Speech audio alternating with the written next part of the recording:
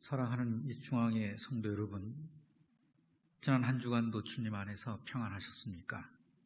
오늘 우리는 지난주에 이어 코로나19의 영향으로 각자의 삶의 자리에서, 처소에서 예배 제단을 쌓습니다. 다 함께 교회에 모여 예배 드리지 못함이 못내 안타깝지만 이 시간 마음을 모아 영으로 서로 교통하며 다 함께 하나님 앞에 나아가십시다.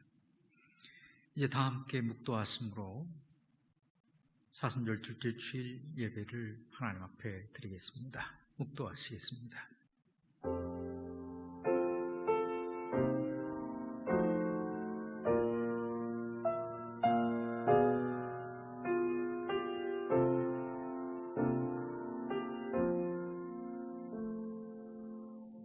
거룩하신 하나님 아버지, 영원하신 구원의 능력과 은총을 찬양합니다. 예수 그리스도의 십자가의 보혈로 저희 죄를 사하시고 이제 하나님을 예배하는 영광스러운 성도 되게 하심을 감사를 드립니다. 이 시간 각자의 삶의 자리에 예배의 제단을 쌓고 신령과 진정으로 하나님 앞에 나가오니 성령이시여 성도들의 예배 처소 가운데 임하사 저희를 소망 가운데 세워 주옵소서. 예수님의 이름으로 기원하옵나이다. 아멘.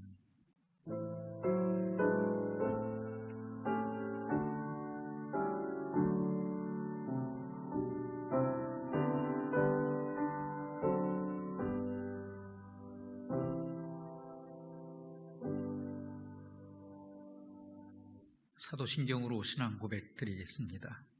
전능하사 천지를 만드신 하나님 아버지를 내가 믿사오며 그 외아들 우리 주 예수 그리스도를 믿사오니 이는 성령으로 잉태하사 동정녀 마리아에게 낳으시고 본디오 빌라도에게 고난을 받으사 십자가에 못 박혀 죽으시고 장사한 지 사흘 만에 죽은 자 가운데에서 다시 살아나시며 하늘에 오르사 전능하신 하나님 우편에 앉아 계시다가 저희로서 산자와 죽은 자를 심판하러 오시리라.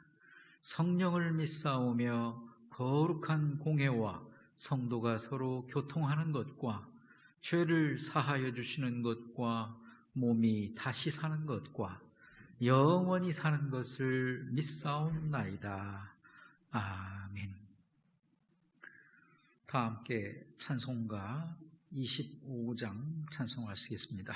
이 찬송 후 정승훈 부목사님 예배를 위해 대표로 기도해 주시겠습니다.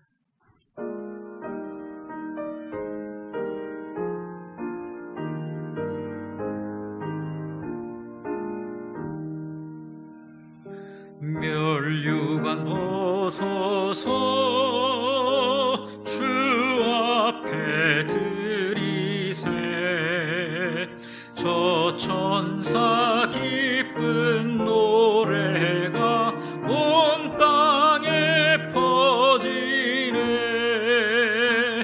내 혼악 깨어서 주 찬송하여라 온 백성 죄를 속하신 만왕의 왕일세 멸류관 벗어서 주 앞에 드리세 그 손과 몸의 상처가 영광 중 빛나네 하늘의 천사도 그 영광 보고서 고난의 신비 알고자 늘 흠모하도다.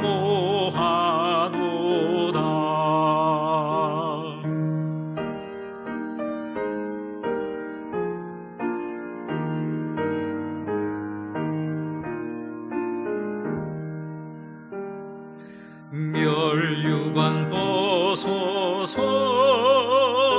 주 앞에 들이세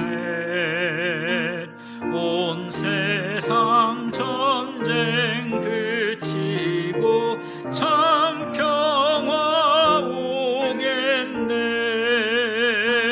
주 보좌 앞에서 온 백성 엎드려 그 한량 없는 영광을 늘 찬송합니다.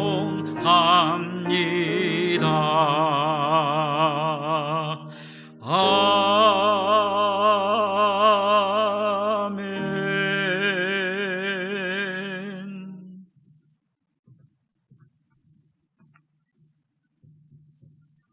은혜와 자비가 풍성하신 하나님, 이 나라와 열방을 불쌍히 여겨 주시옵소서.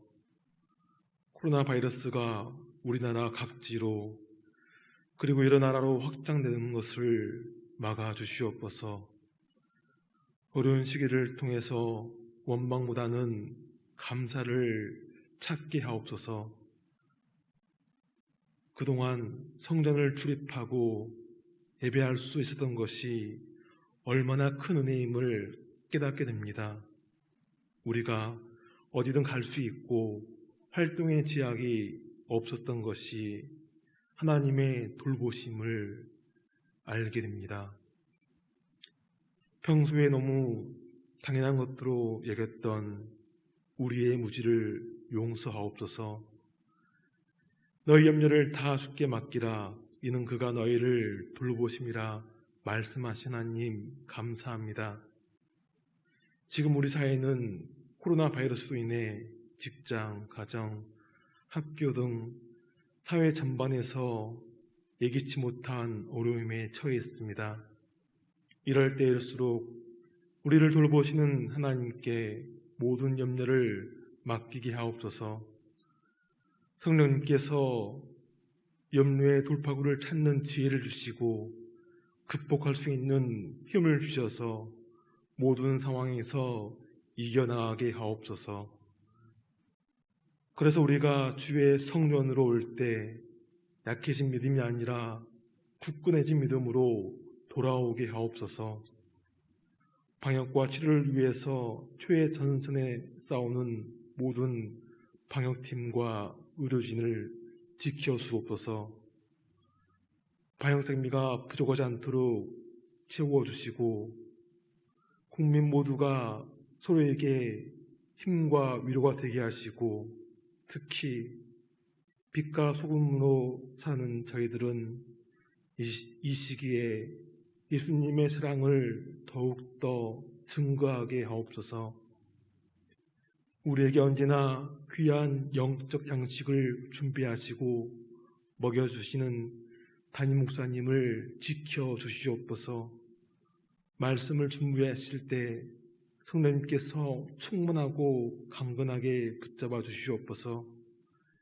이 시간 내 마음을 옥토와 같은 마음밭으로 바꿔주시고 나에게 주신 귀한 그 말씀이 마음밭에 깊이 심어지게 하옵소서. 말씀을 받을 때 우리의 어리석음을 깨우쳐 주시고 회개하게 하옵소서. 환우분들을 지켜주시고 돌보는 가족들에게 힘을 주시옵소서. 성령 건축의 자리로 불러주심에 감사합니다. 우리들 각자에게 맡겨주신 건축의 사명을 온전히 감당하게 하옵소서. 이 시간 담임 목사님을 통해서 주신 말씀이 우리 가운데 능력으로 역사하시고 이 말씀을 믿고 한 주도 승리하게 하옵소서. 우리 주 예수 그리스도의 이름으로 기도드리옵나이다.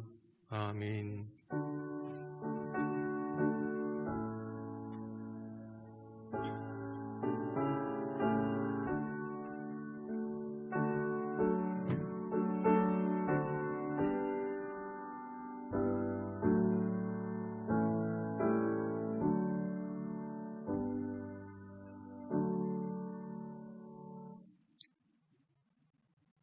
오늘 주신 하나님의 말씀은 로마서 8장 18절에서 25절 말씀입니다. 신약성경 250페이지입니다. 말씀 봉독 드리겠습니다. 생각하건대 현재의 고난은 장차 우리에게 나타날 영광과 비교할 수 없도다. 피조물이 고대하는 바는 하나님의 아들들이 나타나는 것이니 피조물이 허무한데 굴복하는 것은 자기 뜻이 아니요 오직 굴복하게 하시는 이로 말미암음이라. 그 바라는 것은 피조물도 썩어짐의 종노릇한 데서 해방되어 하나님의 아들들의 영광의 자유에 이르는 것이니라. 피조물이 다 이제까지 함께 탄식하며 함께 고통을 겪고 있는 것을 우리가 아느니라. 그뿐 아니라 또한 우리 곧 성령의 처음 익은 열매를 받은 우리까지도 속으로 탄식하여 양자될 것 곧 우리 몸의 속량을 기다리느니라. 우리가 소망으로 구원을 얻었음에 보이는 소망이 소망이 아니니 보는 것을 누가 바라리요. 만일 우리가 보지 못하는 것을 바라면 참음으로 기다릴지니라. 아멘.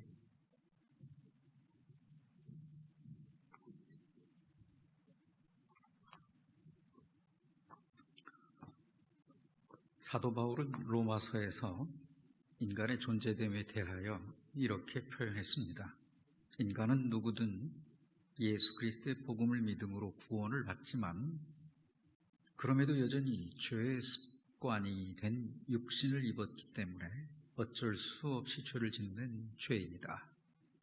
그러면서 이와 같은 전개 이후에 마침내 이런 선언을 합니다. 예수 그리스도 안에 있는 자들에게는 결코 정죄함이 없느니라 하고 선언하지요. 여기 바울의 표현을 잘 봐야 합니다. 바울은 그리스도 안에서 죄가 없다 혹은 죄를 짓지 않는다 하고 말하지 않았습니다. 결코 정죄함이 없다고 말했습니다. 이게 무슨 의미인가? 다시 말씀드리면 우리에게 죄가 있고 또 예수를 믿은 후에도 죄를 지을지라도 다시금 죄인으로 규정되는 일은 없을 것이라 그런 말입니다. 죄를 짓지 않는다, 죄를 지어도 죄가 없다 그런 말이 아니라 결코 정죄함이 없느니라 이 말은 우리가 예수 믿은 후에도 죄를 지을지라도 다만 우리는 죄인으로 규정되는 일이 없을 것이다 하는 선언이지요. 신앙생활하는 사람이라면 누구나 한 번쯤 이런 생각을 해보았을 것입니다.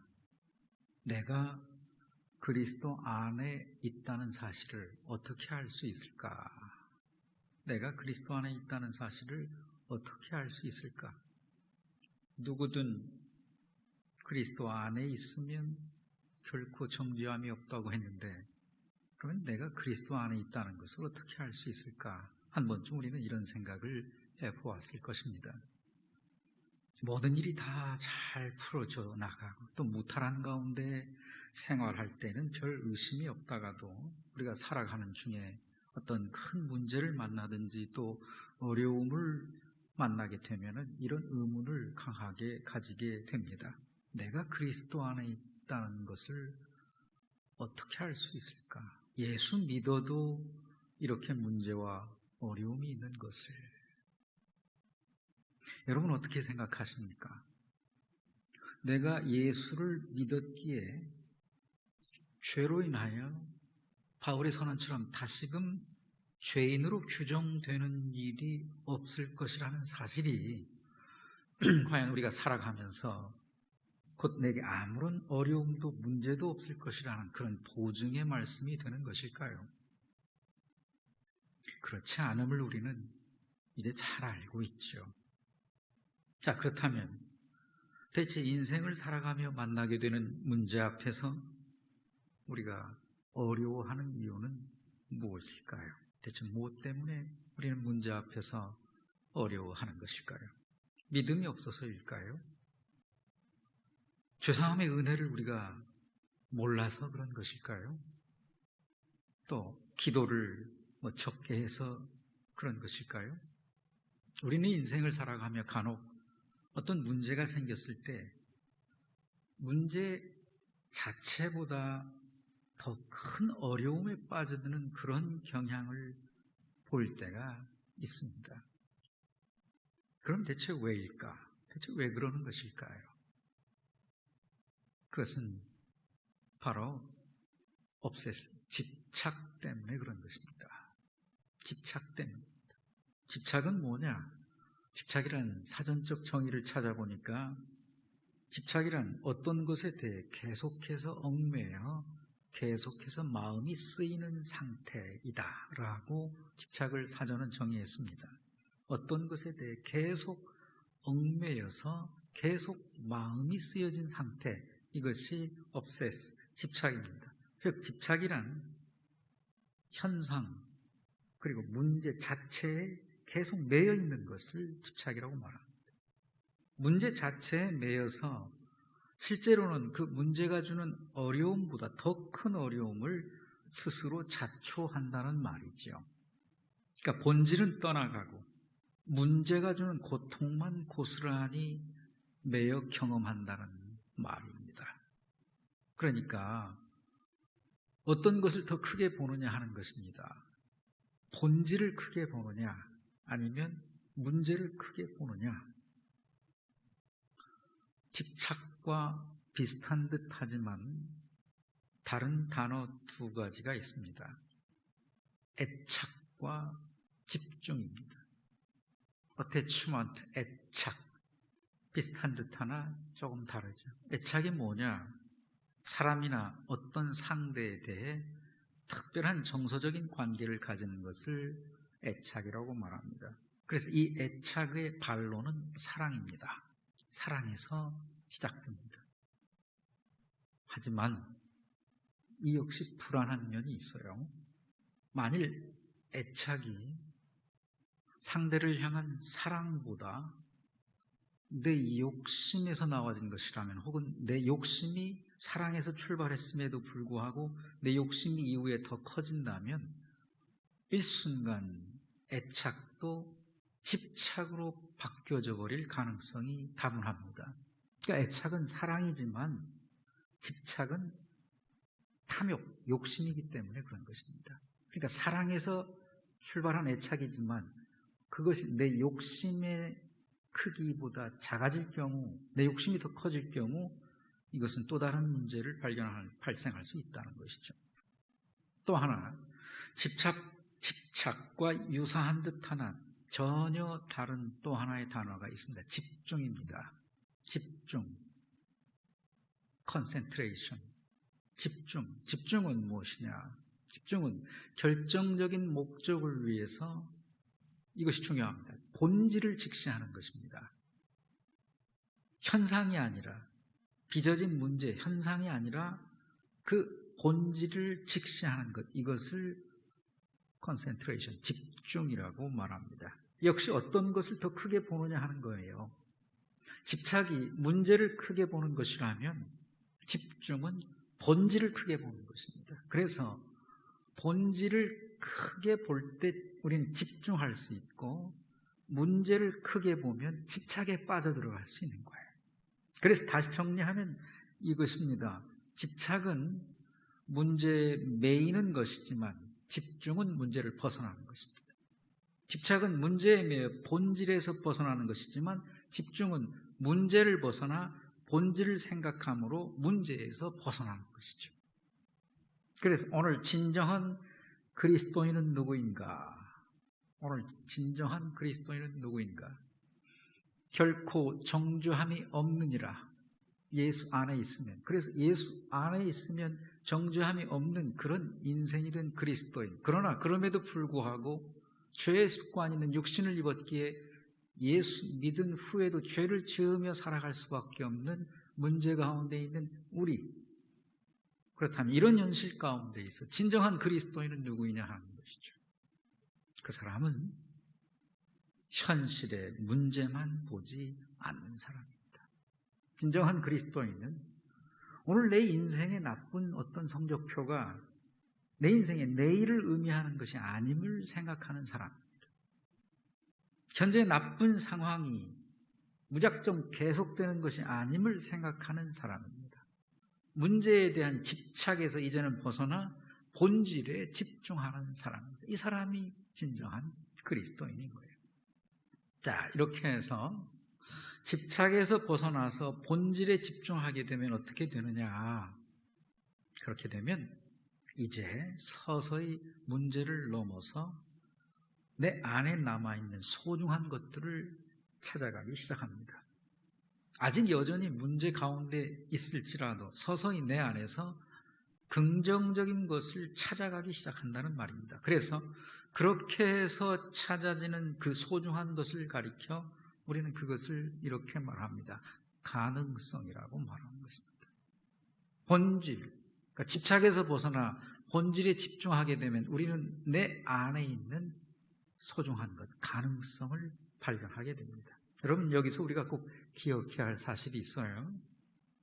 이거예요. 아직 문제에서 벗어나진 것이 아닙니다. 아직 현상이 달라진 것이 아닙니다. 비록 아직 달라진 것 없이 문제의 상황의 현상 가운데 있을지라도 그럼에도 내 안에서 가능성을 생각하기 시작한다는 거예요. 이것이 중요합니다. 그리고 그 가능성이 내 안에서 점점 커져갈수록 이제는 현실의 문제 가운데에서도 자신을 향하여 스스로 위로하기 시작합니다. 그리고 격려하기 시작합니다. 힘을 내라. 힘을 내라. 실망하지 말아라. 힘을 내라.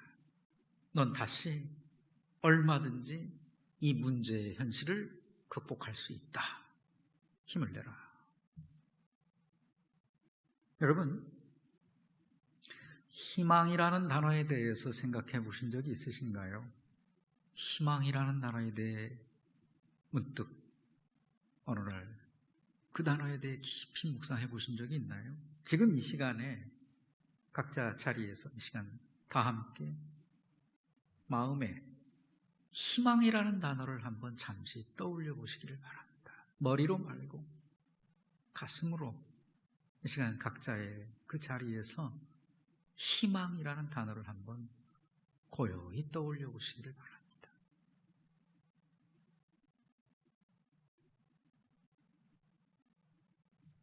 코로나19로 나라 안팎이 뒤숭숭하고 그 여파로 전반적인 경기 침체와 그 어려움이 국제관계는 물론 이제는 나라는 물론 이제는 내 삶의 자리, 사업장에 그리고 내 일상에까지 불편과 고통을 주고 있는 이 문제적 현실 가운데 있지만 이 시간 여러분의 마음에 희망이라는 단어를 한번 떠올려 보시죠. 어떠신지요? 희망이라는 단어는 생각하는 것만으로도 우리의 가슴을 설레게 하죠. 우리의 가슴을 벅차게 하죠. 왜일까요? 왜 그런 것일까요? 희망은 두 낱말의 짧은 단어이지만 그 속에는 생명력 있는 비전이 숨쉬고 있고 그 속에는 무한한 가능성이 꿈틀거리고 있기 때문에 그런 것입니다. 그래서 오늘 어떤 어렵고 힘겨운 문제 가운데서라도 희망을 생각하는 사람은 곧 가능성을 바라볼 수 있게 되기 때문에 가슴이 설레일 수밖에 없는 거예요. 기억하십시오. 문제 가운데에서 설레는 거예요. 달라진 것이 없는 가운데에서 설레는 거예요. 여러분, 그런데 이 사실을 기억하십니까? 희망이라는 단어는 항상 그래서 어두운 현실의 문제 가운데에서 나와진다는 거예요. 신비하게도 문제가 없으면 희망이라는 단어는 그 가치가 없어요. 문제가 적으면 희망이라는 단어는 그 가치가 작아요. 그렇기 때문에 희망이란 무엇이냐 이렇게 재정의할 수 있겠습니다. 희망이란 문제 가운데에서 장차의 가능성을 바라보는 것이다. 저는 그렇게 데피네이션 하겠습니다. 정의 내리겠습니다. 그래서 스스로를 향해서 이렇게 말할 수 있는 거예요. 지금 현실의 문제로 힘겹지만 실망하지 않습니다. 다시 나는 얼마든지 극복하고 일어날 수 있습니다. 하고 말할 수 있는 거예요. 그리고 이처럼 문제 가운데에서 희망을 바라보는 사람은 장차 반드시 그 가능성을 자신의 현실로 선물받게 되어진다는 사실입니다. 이러한 사실에 대하여 사도 바울은 오늘 본문 24절 말씀을 통해 이렇게 말씀하고 있습니다. 24절 말씀 다시 한번 함께 읽겠습니다. 24절, 우리가 소망으로 구원을 얻었음에 보이는 소망이 소망이 아니니 보는 것을 누가 바라리요. 아멘. 우리가 예수 믿은 후에도 죄를 지을지라도 다시금 죄인으로 규정되는 일이 없는 것은 이는 우리가 믿음으로 의롭다함을 얻었기 때문입니다. 로마서 5장 1절에서 그래서 바울은 그러므로 우리가 믿음으로 의롭다하심을 받았으니 하고 말했죠.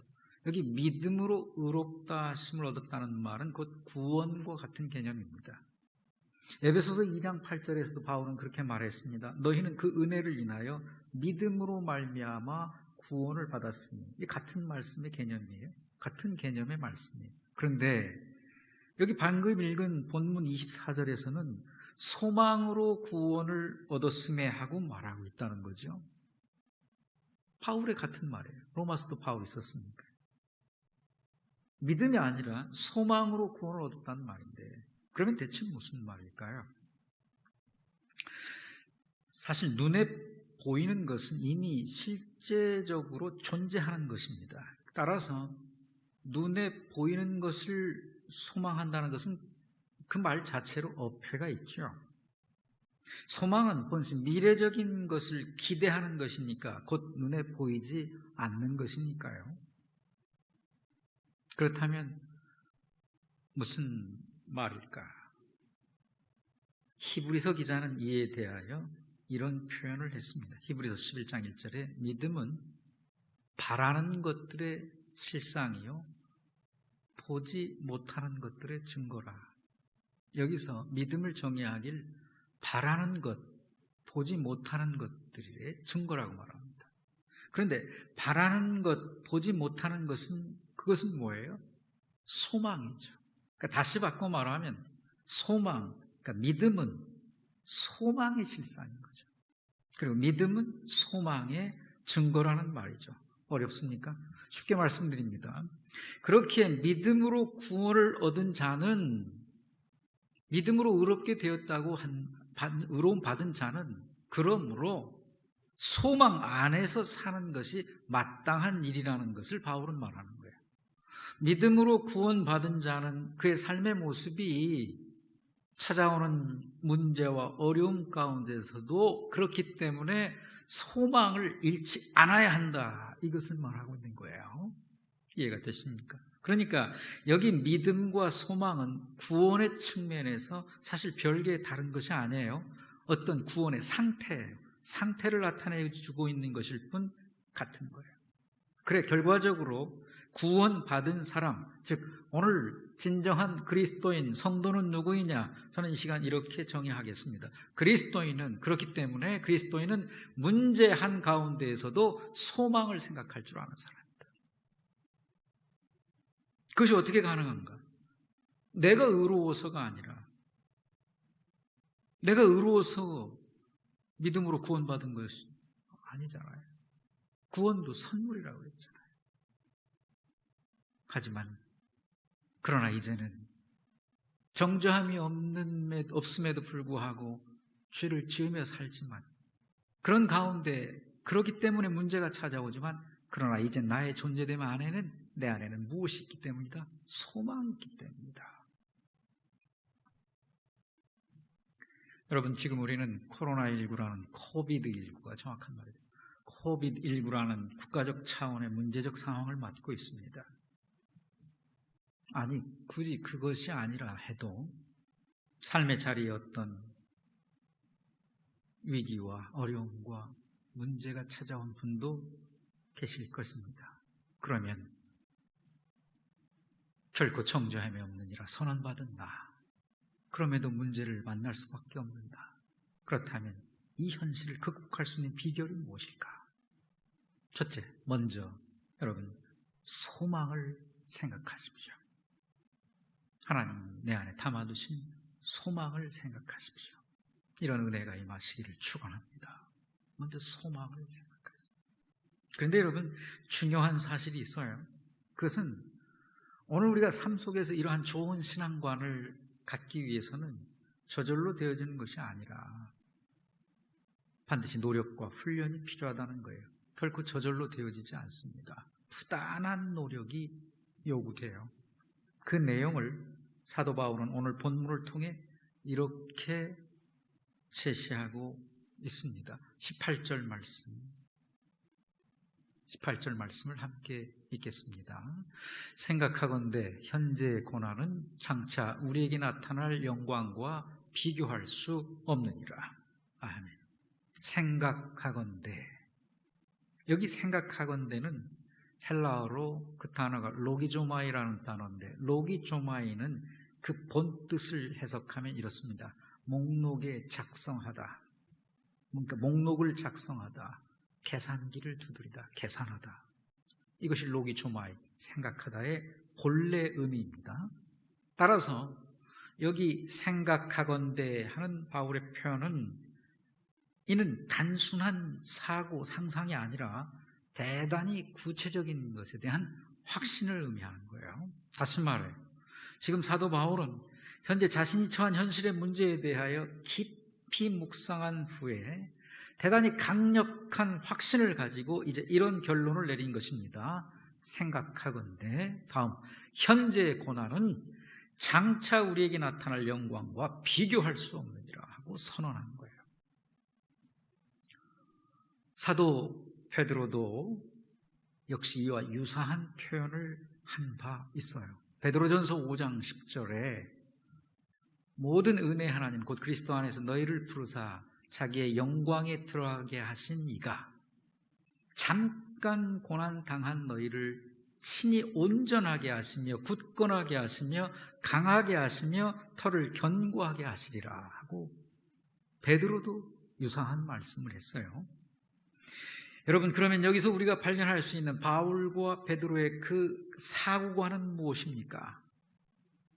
그것은 자신이 현재 당한 일과 자신의 앞날을 구분하고 분리해서 생각하는 사고관이라는 거예요. 즉, 문제에 매이지 않는 사고가 그들에겐 이미 훈련되어 있다는 것을 말씀을 통해 발견할 수 있는 것입니다. 사도 바울이 이 편지 쓸 당시 로마 성도들, 로마 초대교회 성도들의 현실은 대단히 힘겨웠습니다. 그들이 그때 맞은 현실은 지금 우리가 코로나19 맞은 이거하고 비교도 안 되게 힘들었죠. 목숨이 걸린 핍박이 있었습니다. 로마서 수신자, 로마 성도들은 당시 네로 황제의 극심한 핍박을 받고 있었습니다. 로마 법에 의해 사형 집행을 당한 그 예수라는 나사렛 출신의 그 젊은 청년을 그리스도라고 메시아라고 믿는 그런 집단을 로마 당국이 그냥 좋게 볼 리가 없지 않았습니까? 처음엔요, 그 유대교의 한 일파의 아류의 하나인 줄 알고 그냥 그런 대로 내버려 두었습니다. 그러나 차츰 초대교회가 막 신자들이 세력이 커지고 늘어나자 정부가 요주의 집단으로 감시하기 시작합니다. 그러다가 급기야 네로 황제는 로마 시가지의 방화 혐의로 민심이 흉흉해지자 자신의 자리에 위태함을 느끼고 그 혐의를 기독교인들에게 뒤집어 씌우게 이르고 그러면서 막 잡아들이기 시작하고 그리고는 무자비하게 고문하고 죽이고 처형하기 시작했습니다. 그 현실입니다. 또한 그 당시 로마 성도들은 이러한 정치적인 압박 그리고 종교적인 억압만 있었겠습니까? 그로 인하여 동시에 경제적인 어려움이 극에 달하고 또 질병 같은 원초적인 그런 고난도 함께 당하고 있는 그런 현실. 그러니 실로 당시 성도들의 현실은 극심한 어려움이죠. 극심한 현실의 문제죠. 그리고 그 문제의 연속. 언제 해결될까? 연속선상이죠. 그런데 그럼에도 불구하고 바울이 이렇게 말하고 있다는 사실이에요. 생각해 보니까 내가 깊이 계산해보고 여러 차례 목록에도 적어보고 따져봤는데 생각하건대 현재의 고난은 장차 우리에게 나타날 영광과 비교할 수도 없다 하고 말한 거예요. 베드로는 이렇게 말했고요. 그리스도 안에서 너희를 부르사 자기의 영원한 영광에 들어가게 하십니다. 잠깐 고난을 당한 너희를 친히 온전하게 하시며 굳건하게 하시며 강하게 하시며 터를 견고하게 하시리라. 주옥 같은 말씀이죠. 여러분, 여기서 우리는 어떤 문제적 현실 가운데에서도 문제 그 현상 자체에 매이지 않는 사람이 되는 훈련 내용을 한 가지 발견할 수 있습니다. 무엇입니까? 그것은 자신이 당한 현재의 일과 그리고 자신의 앞날에 대하여 분리해서 생각하는 사고를 가져요. 현재 당한 문제와 이 현상과 앞으로 나의 미래에 대한 앞날에 대한 사고적 분리적 사고, 이 훈련이 필요해요. 여러분, 그리스도인들에게는 현재의 고난과 그리고 미래의 영광을 분리해서 생각하는 그 사고의 훈련이 필요합니다. 이러한 태도는 우리로 하여금 현실의 문제 자체에 매이는 그런 어리석음, 즉 집착을 막을 수 있게 해주고, 그리고 이 집착으로 인하여 파생되는 또 다른 문제들을 막아낼 수 있는 원동력이 되는 거예요. 뿐만 아니라 나아가 문제를 넘어서 다시 본질에 집중할 수 있게 해주는 거죠. 그리고 집중함으로 문제 가운데서도 우리는 늘 그 문제 가운데서도 가능성을, 다시 말하면 소망을 바라볼 수 있게 해주는 것입니다. 그래서 성도는 현실의 문제가 어려움이 찾아오면 문제를 넘어 재빨리 장차 올 영광을 생각해야 합니다. 현재 고난이 오면 동시에 재빨리 장래의 큰 영광을 생각할 줄 알아야 합니다. 왜냐하면 오늘 말씀이 진리라고 하면 고난은 잠깐 일시적일 것이나 영광은 영원한 것이니까요. 비교할 수도 없다고 말하고 있잖아요. 자, 그런데 여기서 우리가 먼저 꼭 알아야 할 사실이 있습니다. 장차 올 영광이 나의 것이 되게 해야만 하잖아요. 장차 올 영광이 내 것이어야만 그와 같은 비교에 있어서 나는 소망적 존재로 현실을 극복해낼 수 있잖아요. 문제에 매이지 않을 수 있잖아요. 그래서 장차 올 영광이 나의 것이 되게 하기 위해 내게 요구되는 자세가 있습니다. 이 현실의 문제에 얽매이지 않게 하는 두 번째 비결이기도 하고요. 본문 앞 17절에 그것이 나옵니다. 본문 앞 17절 말씀 함께 읽습니다. 자녀이면 또한 상속자, 곧 하나님의 상속자요 그리스도와 함께한 상속자니 우리가 그와 함께 영광을 받기 위하여 고난도 함께 받아야 할 것이니라. 아멘. 우리가 그와 함께 영광을 받기 위하여 고난도 함께 받아야 할 것입니다. 저는 이 말씀을 오늘 이렇게 표현하겠습니다. 사순절 둘째 주간 시작됩니다. 십자가 정신이라고 말하겠습니다. 십자가 정신. 만일 우리가 고난 없이 영광만 누리려고 한다면 어떻게 될까요? 고난 없고 영광만 내 것 되게 하려고 한다면 어떻게 될까요? 만일 그렇다면 예수께서 우리를 위하여 십자가에 대신 당하신 그 고난 아무런 의미도 없게 됩니다. 내게서 십자가가 무시되는 거예요. 부활의 생명은, 그리고 부활의 생명력은, 부활의 영광은 반드시 고난의 십자가 이후입니다. 예수 부활 내 부활, 예수 영광 내 영광, 예수 권세 내 권세 말은 하면서 예수 십자가는 내 십자가 아니라고 하면 안 되잖아요. 그래서 예수님께서 누가복음 9장 23절에 그렇게 말씀하시죠. 아무든지 나를 따라오려거든 자기를 부인하고 날마다 제 십자가를 지고 나를 따를 것입니다. 고난이 없으면 영광도 없습니다.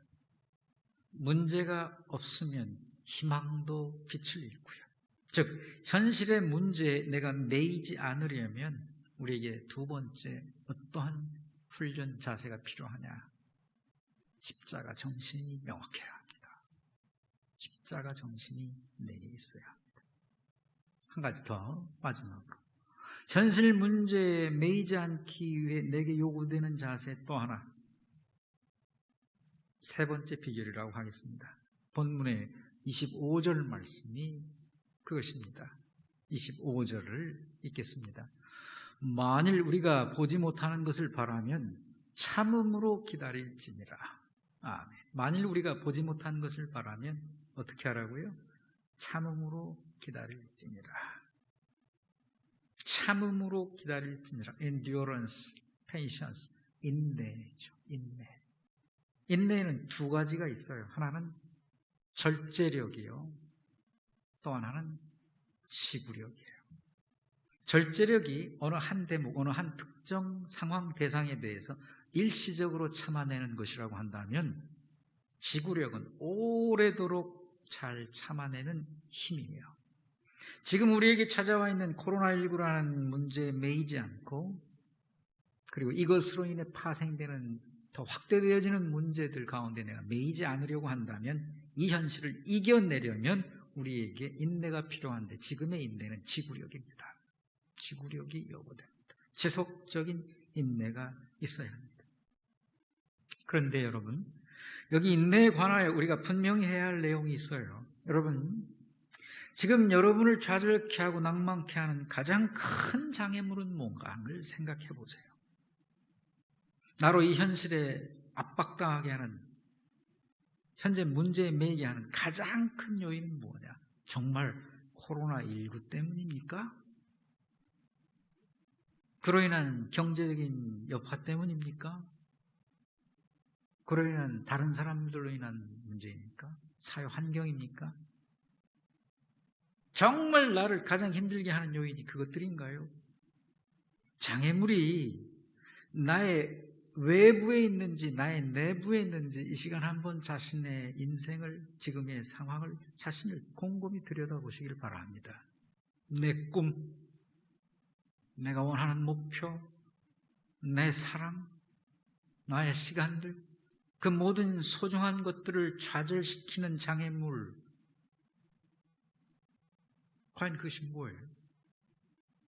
그것은 현실의 문제 앞에서 인내하지 못하고 있는 나이죠. 현실의 문제 앞에서 내일을 기다리지 못하고 조급해하는 내가 문제죠. 바로 나 자신이에요. 그 사실을 알고 보면 그래서 세상에서 가장 힘겨운 싸움은 자기 자신과의 싸움이에요. 코로나와의 싸움이 아니고 나와의 싸움. 그리고 이 싸움에 있어 승리할 수 있는 비결이 뭐냐? 온전한 인내를 이루는 것이라고 말씀드리는 것입니다. 여러분, 잘 믿는 사람이란 누구일까요? 잘 믿는 사람이 누구예요? 기도 많이 해도 문제 앞에서 넘어지면 잘 믿는 것 아니에요. 봉사 많이 해도 문제 앞에서 넘어지면 잘 믿는 것 아니에요. 성경 많이 알아도 문제 앞에서 넘어지면 잘 믿는 것 아니에요. 잘 믿는 사람이란 현실의 어려움을 희망 중 잘 이겨내는 사람이에요. 이 사람이 잘 믿는 사람. 잘 믿는 사람이란 현재의 고난을 장차올 영광과 좋게 비교할 수 없음을 믿고 지금의 어려움을 잘 참고 이겨내는 사람이 잘 믿는 사람이에요. 환경을 탓하지 않고 상황을 탓하지 않고 자신을 바라보고 하나님을 향해 집중하는 사람이 잘 믿는 사람이에요. 이 세상은 지금까지 수많은 전염병들이 끊임없이 있어 왔어요. 오늘의 얘기만이 아니에요.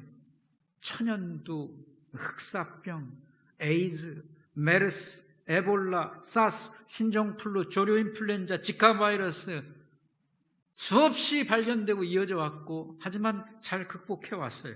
이번에 코비드19도 마찬가지 아니에요?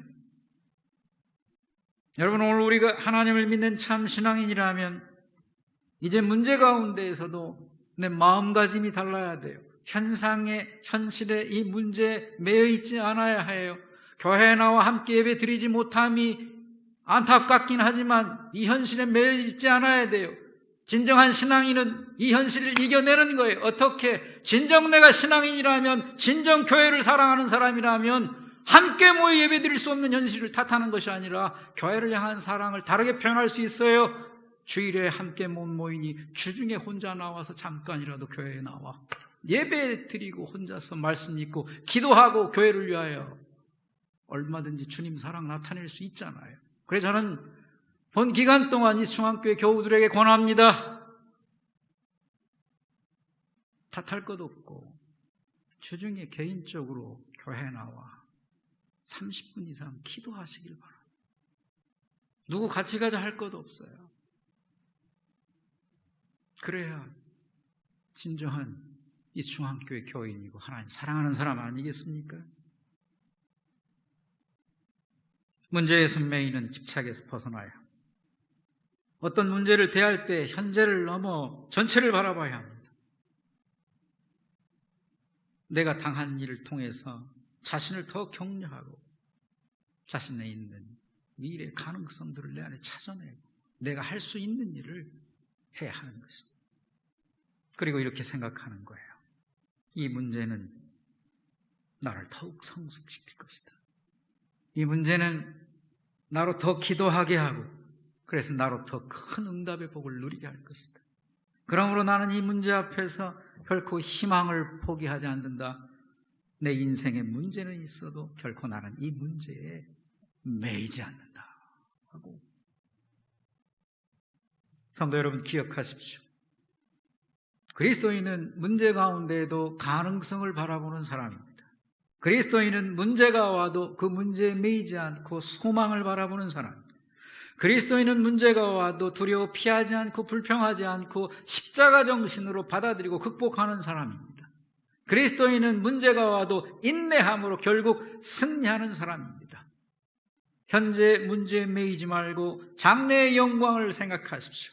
생각하건대 현재의 고난은 장차 우리에게 나타날 영광과 비교할 수 없느니라 하는 바울의 고백을 우리의 것으로 삼으십시오. 사랑하는 성도 여러분, 이제 더욱 믿음과 소망, 인내를 더욱 굳건히 함으로 문제의 현실의 생활 속에서 극복해내고 승리할 수 있기를 원합니다.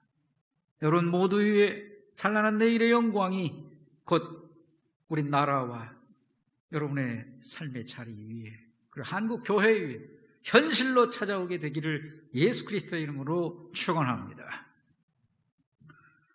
하나님 아버지 감사합니다.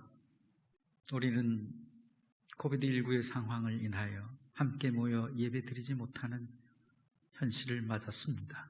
하지만 이러한 현실에 매임당하지 아니하고 우리는 이 현실을 이겨낼 수 있는 그리스도인들임을 이 시간 말씀을 통해 다시 한번 깨달았습니다. 우리 안에 가능성과 우리 안에 소망과 그리고 인내와 믿음이 다시 한번 굳건해져서 이 가운데에서라도 할 수 있는 것들을 생각하고 내가 행하는 한 주 되게 하시고 특별히 예수 그리스도의 십자가의 정신이 이 사순절 둘째 주일 기간 우리 안에 굳건해져서 이 고난의 현실들을 부활의 영광으로 장차올 영광을 생각하며 이겨낼 수 있는 우리 모든 이 중앙교회 교우들이 되게 하여 주시옵소서. 예수님의 이름으로 기도하옵나이다. 아멘.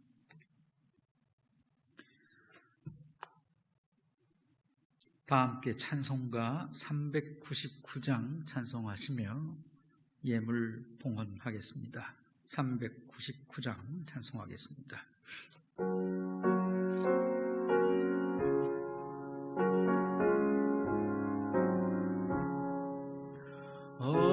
어린 양들아 두려워 말아라. 주님 우리와 함께 하신다. 하늘과 땅의 모든 권세로 그 양떼들을 항상 지키신다. 오직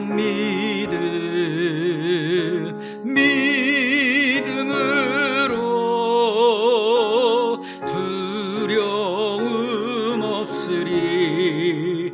오직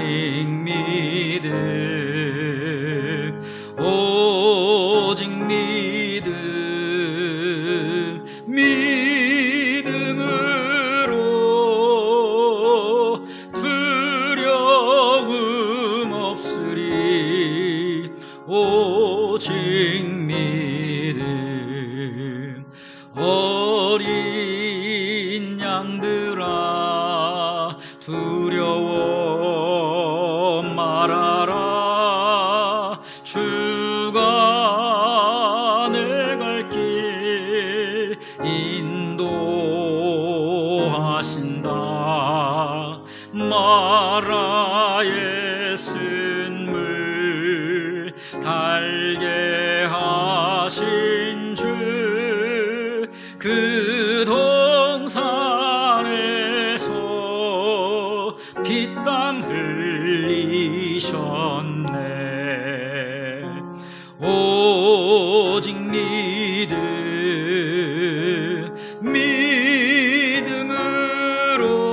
믿음으로 두려움 없으리. 오직 믿음.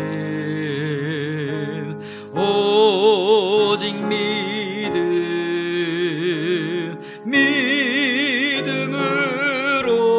믿음으로 두려움 없으리. 오직 믿음.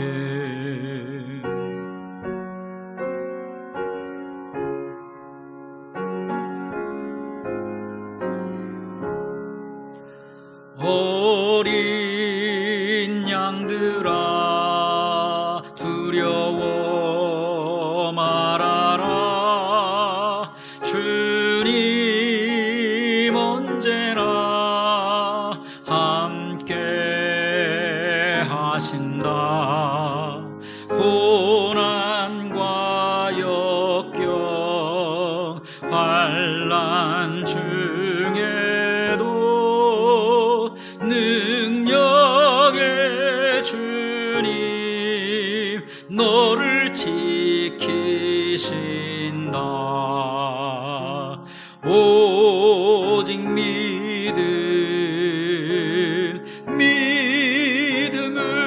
믿음으로 두려움 없으리. 오직 믿음. 오직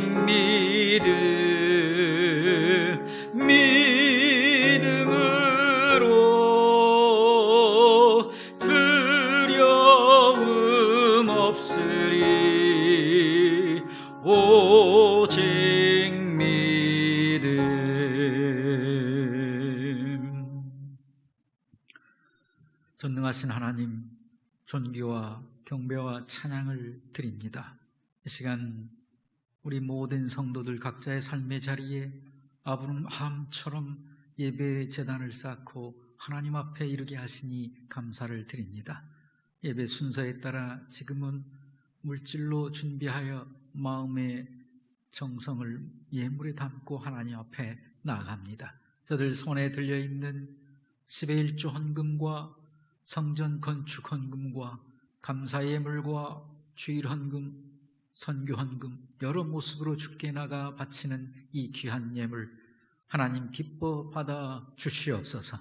받으신 하나님, 우리 성도들의 삶의 자리에 성령의 능력으로 역사해 주시기를 원합니다. 가정마다 믿음의 반석 위에 든든히 서가게 하시고 일터마다 생업의 현장마다 소망이 있고 비전이 있고 창대해지는 축복을 베풀어 주시옵소서. 병든 심령 노년의 우리 성도들 하나님 성령으로 기름 부으사 치유의 역사를 일으켜 주시고, 문제 가운데 매여 있는 자 오늘 말씀을 통하여 다시 문제를 이겨내고 장차올 영광을 바라보며 희망 있는 존재로 그 마음 심령들이 변화되게 하여 주시옵소서. 중고등부 청년 어린이 모두에 이르기까지 우리 교회에 속한 한 생명 한 생명이 이 한 주간도 삶의 자리에서 능력의 역사를 통하여 다시 한번 거듭난 자의 삶을 이어가며 조금도 부족함이 없도록 하나님이여 산소망 있는 존재들로 세워 주시옵소서. 예수님의 이름으로 감사드리며 기도하옵나이다. 아멘.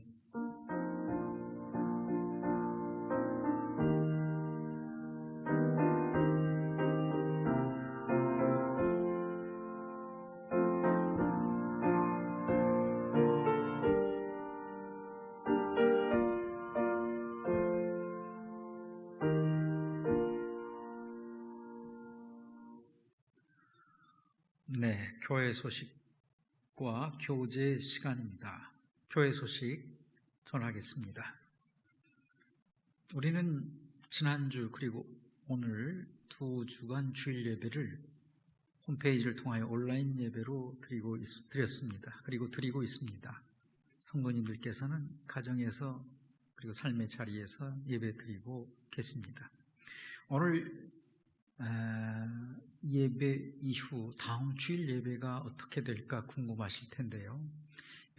결정이 되는 대로 상황을 주시하며 결정이 되는 대로 비상연락망을 통하여 그 문자를 통하여 여러분들에게 공지해 드릴 계획입니다.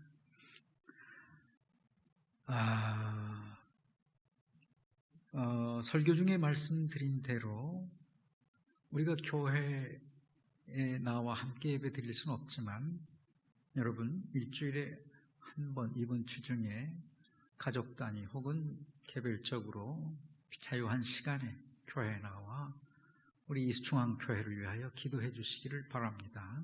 지금 우리 교회는 그 어느 교회보다 중요한 시점에 있습니다. 건축 후 입당하였고 지금 이제 성장을 위하여 부흥을 위하여 나가야 할 때에 이러한 현실을 접한 것입니다.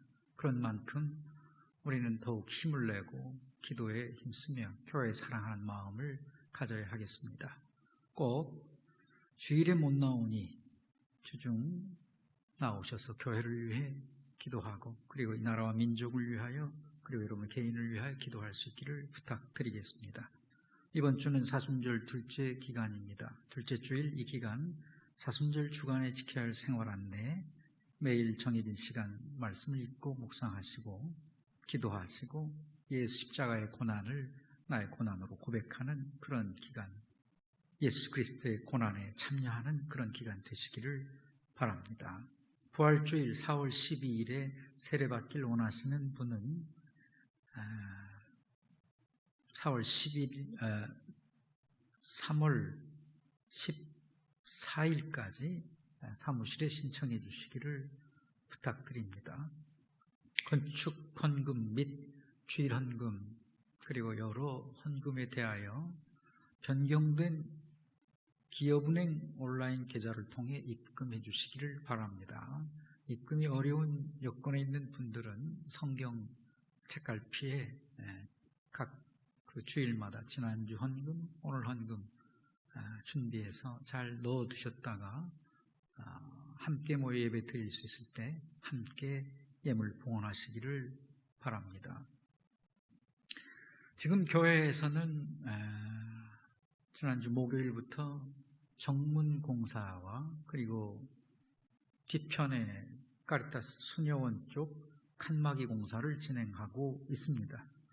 정문공사는 담장을 쌓는 것이지만 담의 개념이 아니고 그리고 또 문이 되겠지만 문의 개념이 아니고 조형물이 아니지만 조형물적 개념으로 본 교회 건물 노출콘과 연계된 개념으로 지금 심혈을 기울여 공사에 임하고 있습니다.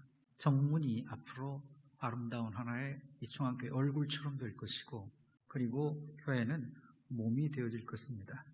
한 2주간 정도, 길게 3주 정도 예상하고 진행 중에 있으니 위하여 기도해 주시기를 바랍니다. 그리고 더불어 보수공사 이어가고 있습니다. 환우들을 위해 기도해 주시길 바랍니다. 그리고 생일 맞은 분 축하 말씀드립니다. 이상 교회 소식 전해드렸습니다.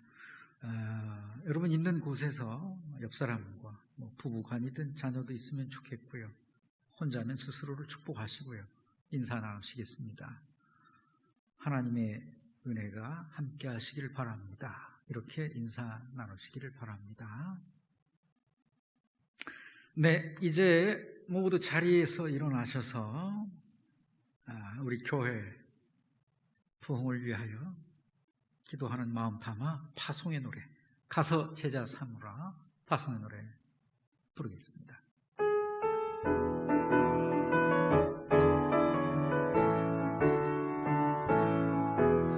갈릴리 마을 그 숲속에서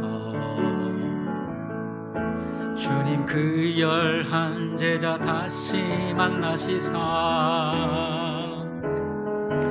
마지막 그들에게 부탁하시기를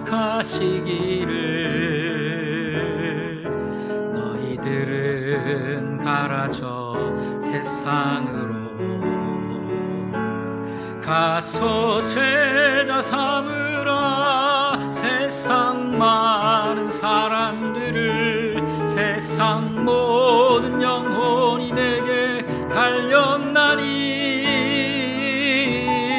가서 제자 삼으라 나의 길을 가르치라 내가 너희와 항상 함께 하리라 가서 제자 삼으라 가서 제자 삼으라 세상 많은 사람들을 세상 모든 영혼이 내게 달렸나니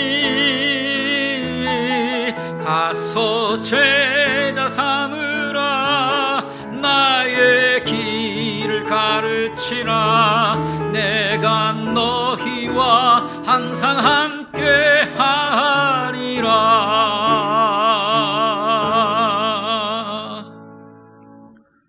구원의 주 예수 그리스도의 크신 은혜와 그 아들을 이 땅에 보내주신 아버지 하나님의 크신 사랑하심과 내재하시며 역사하사 도우시는 성령 하나님의 교통하심이 현실의 문제에 매이지 않고 소망 중 십자가의 정신으로 인내하며 가능성을 가지고 장차올 영광을 기대하고 바라보며 극복하고 나가고자 결단한 우리 모든 성도들의 심령과 그들의 삶의 자리, 예배의 제단, 그리고 생업의 현장 위에 이제로부터 영원토록 함께 계시기를 간절히 축원하옵나이다.